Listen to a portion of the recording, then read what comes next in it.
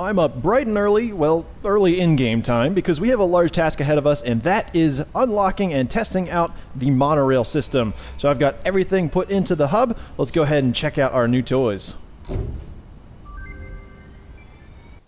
As with all the new things that we unlock, we're going to do a small-scale test to make sure that we know exactly what we're getting into before we make some gigantic project. So I'm out here in some flat open space, really just right next to my main base, because we need to take advantage of the electricity that is being sent here. So we're going to start off with just a few pieces of the railway. So it's claimed to be a monorail system. That is what we have unlocked. But what we will notice is that the train actually connects to this track in two separate locations. So if I put an electric locomotive here, which is obviously the thing that's going to be pulling the long series of train cars that we're going to be erecting, you can see it looks pretty much like a conventional train, except both of those sets of wheels are tilted inwards about 45 degrees. But I mean, that's fine, I guess. It's all part of the same piece, so we're going to go ahead with the whole monorail theme. So one of the things that you will notice is that this is extremely cheap. I mean, we're using the steel pipes and the steel beams, and for the maximum... Oh my god, we got some enemies over here. They have definitely noticed me, so let's go ahead and take care of them. I'm going to put on my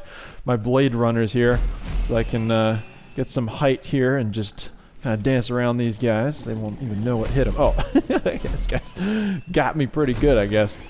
Okay, sorry guys. We had to, I guess we're just imminent domaining these animals. So let's go back to the railway. You can see that when we go to the maximum length of the railway, we're even only consuming 8 of each of these steel components, which is nothing. I mean, for the amount of like distance and how effective these are, the speed that we're going to be able to cover with these trains, that's just an unusually small amount of material. So just kind of placing this as far as we can.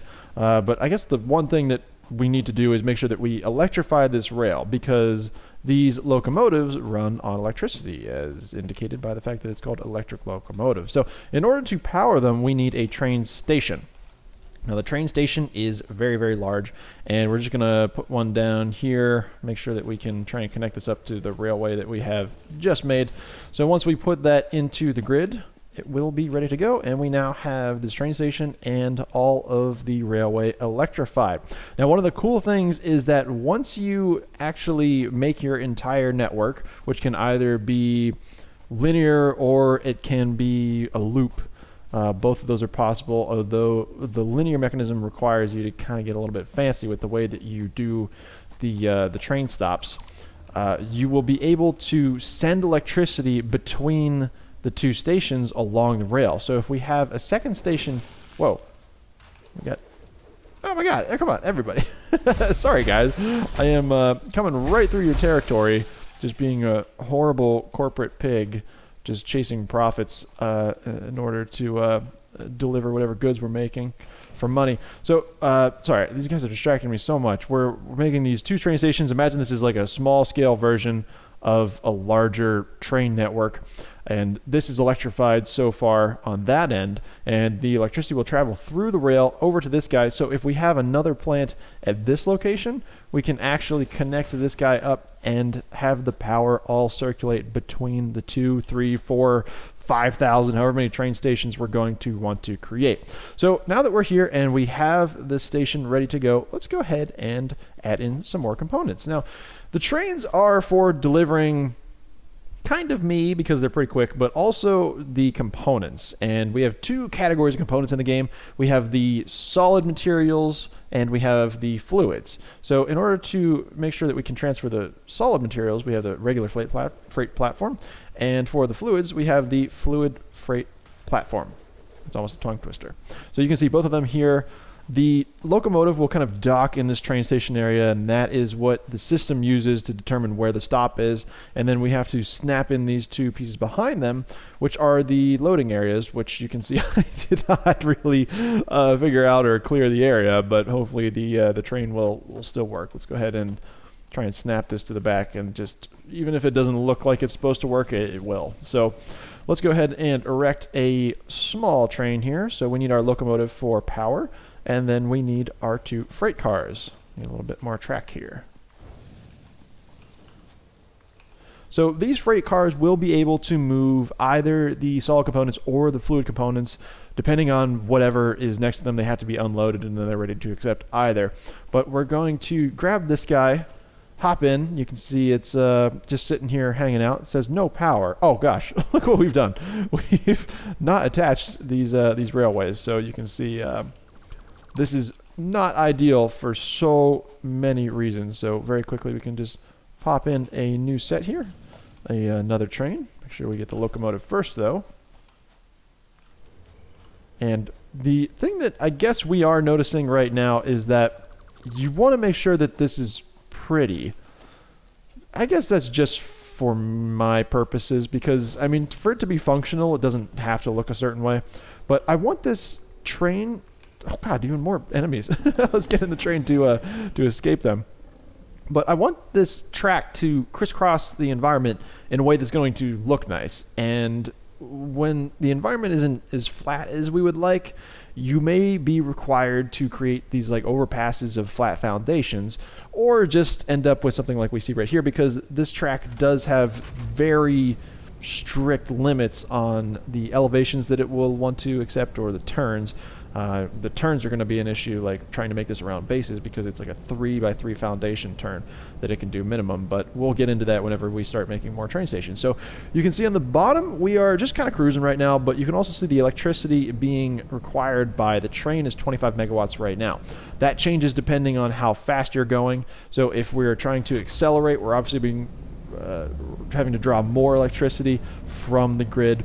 And let's just try and slow this guy down here. It is not the quickest thing to slow down, but we're going to try and get close, and then saying that we cannot dock outside of the station, but okay, there we go. We are here.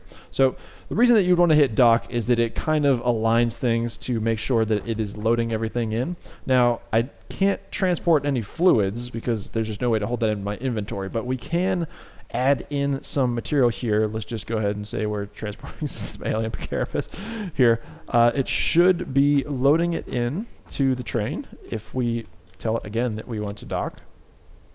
So you can see that it is now going to be moving everything in. Now you can automate the loading here with some conveyor belts or some fluid pipes, and it will go ahead and load up the train. So the train's going to sit here for as long as it takes to load up whatever it is we're going to be loading up. If it is going to be a fluid, it's just going to load up like a tanker, but we don't have a way to automate that right now or throw any fluids in that second fluid freight platform.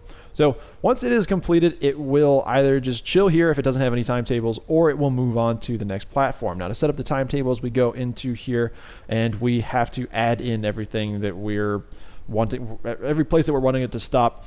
And this is straightforward if we're doing a loop, but if we're doing a linear or making any switches, then it can get a little bit crazy. Just to illustrate what that looks like, a switch is really easy to make. You can just add in from the existing area, throw in a new platform, and then you get a switch right here. You can choose which direction it's going to go. So obviously if they're both going in this direction, they just kind of merge. And if they're going the other direction, you have to decide which it's going to do. Now, as far as I know, there's no way to automate this to make it go one direction once and then the next train goes the other direction, but it should be okay just the way that it is. I don't really have any complicated networks that I want to make thus far. So let's make sure that it's going towards that station, and it is. So hop back into the locomotive and we'll start to program it. So we're going to Skov de See. I don't know, everything here sounds so Nordic. We're, I guess it's slightly German too. Somebody can help me out in the comments here. Obviously, I'm not the polyglot that I should be to take advantage of all the cool stuff in the game. So we know that we're going to the other station. So if I hop in here and turn autopilot on, it is going to go for us. Now, unlike some of the other vehicles, while we're sitting in it, the autopilot will still work. And we got this critter here. Hopefully it'll clear the tracks before. Okay, thank goodness. So now that it is heading there, it's going to brake automatically. Now, if you're braking from a high speed, it actually shows some pretty cool stuff going on with the train. There's some vents that open and sparks fly. And these 6 little electric motors on the sides are glowing, doing weird stuff. So now it's in the second station. We've pretty much just showed everything that you can do with the train station. Now, one of the things that you can do is actually go in reverse, if it will allow me to. Let me try and hop back in and see if we can do that. Come on, Mr. Train. All right, well, they definitely do work in reverse on some occasions. Let me just try and check it out with a single one here. So perhaps maybe that one's just overloaded or it's stuck at the station. I don't know. The game's in early access, so some of the things that I am attempting to do, I'm not sure if it's because I don't know what's going on or if it's because something's just not built out yet. So we'll have this train here just kind of hang out while we figure out what we're going to do next. So if I look at my map, there are actually 3 locations that we're currently using. There's this main base, which is right kind of in the middle, which I hope to destroy at some point because we have upgraded everything to Factory 2.0, which is somewhere in this area. And then finally we have the refinery location over there, as well as everything back up the top of the map. So we're going to need to connect everything. Now, if we go to the refinery, we can use those tankers to move fluids back and forth. If we go to Factory 2.0 over in the east, we can use the solid components part of the freight to go back and forth. So I think that's where we'll start. Moving just a track between the regular base, which will turn into just like a holding area, maybe a train station, and connecting that up to Factory 2.0 over to the east.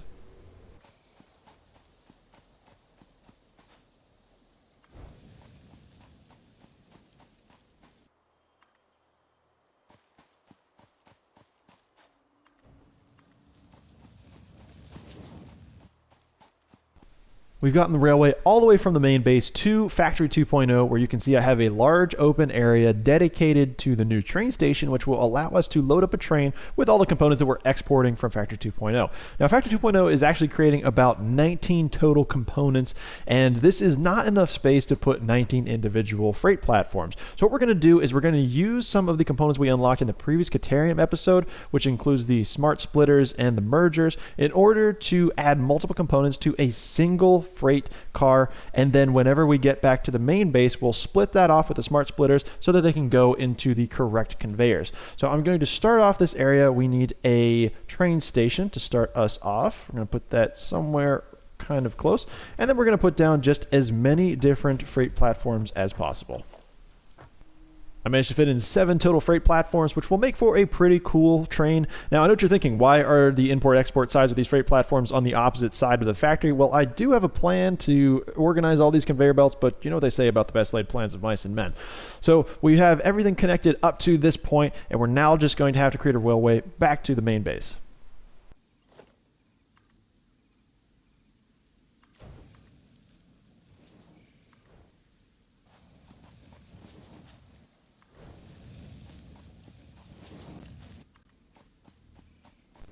We now have the railway coming all the way back to the main base, and it is going into this single train station here, which is obviously insufficient to take care of the locomotive and the 7 freight cars behind it. But this is all temporary, so just take it with a grain of salt. The railway is going to be disgusting, the train station is not going to work properly, but hopefully the train will. So let's hop on into the locomotive, and we'll start setting up the timetable. So here we're going to add in both of these stops. Oh goodness, what is the next one? It's called Hertogenbosch. Oh yes. So we're going to go first to Venray and then the popular Hertogenbosch. And hopefully, despite the fact that we cannot parse that phrase, our train should be able to take advantage of it. So now that we have the timetable ready to go, it's going to pull up to the first station. Since there are no freight platforms to load and unload the non-existent freight here, okay, well, what do we do here? It's just blown right through. So, okay, I guess it is missing this stop. We'll go over to the next stop, I forgot, Hertogenbosch, through the landscape. Now, yeah, you can see it's just kind of like floating in areas, but, you know, it's all working reasonably well. We're going right through the hypertube system, so we'll figure that out at a later date. But we're en route to Factory 2.0 and Hertogenbosch. Is that a real word? If anyone could help me out with that in the comments, maybe a native speaker, whatever language that is, that would be huge. So we're taking this really banked and sharp turn. This is pretty quick, but we're now applying the brakes and heading into our station. Now, there's not going to be anything for it to do because we haven't connected any conveyor belts to these platforms just yet, so it should take a stop here and then proceed on to the next station of Venray. Now, you can rename these, although I do really love the name of this one, Hertogenbosch. But again, I don't know what that means or if I'm pronouncing that horribly wrong, which I definitely am. We're going to let it fly. So we're now heading back to Venray, And it seems like everything's working. I mean, the trains are pretty fantastic. I love how fast they are. They're maybe too fast for their own good. I think I need to plan in a little bit more fluid turns and better slopes. But it's all functional, I guess. And right now, I think that is important because we need that function in order to provoke better. Oh goodness, I have to find a way to keep these animals off the track. I'm not even sure if the train does damage to people, animals. I'm sure it, does something. But oh, here's a sharp turn. We're going 112 kilometers per hour, which is the fastest I've gone in a vehicle. And now we're hitting the brakes, heading back into that main station. So there you have it. We've got the trains pretty much sorted. We haven't created anything useful just yet, but you guys know the way that I approach this game. It's a lot of planning, a lot of reconstructing, and so it's going to take me a while to figure out what I want to do before we create a really useful train network. Now, you can take a look at that map and just how big it is. We've discovered maybe 10-15% of it thus far, so we're going to have to take advantage of these trains in order to get components from location to location and make sure that we're grabbing the resources that we need, take advantage of flat open spaces in order to create big factories and just overall have a really useful, efficient network of transportation and production. So thank you guys so much for watching this one on the trains. Like I said, a lot more of the train stuff to come. Monorail, I guess technically, looking at this track, I mean, it looks like a monorail from a distance, but then you look at the wheels, and it's kind of not. I don't know. What's the definition of monorail? One rail. So back into Hertogenbosch, our favorite station. I love that name. I know I'm going to find out that it's pronounced totally different, and then I'm going to kind of like it less. But oh well. So thank you guys so much for watching this one on the trains. More to come, but hopefully I'll see you in the next episode where we'll do some crazy production, crazy building, and crazy trains.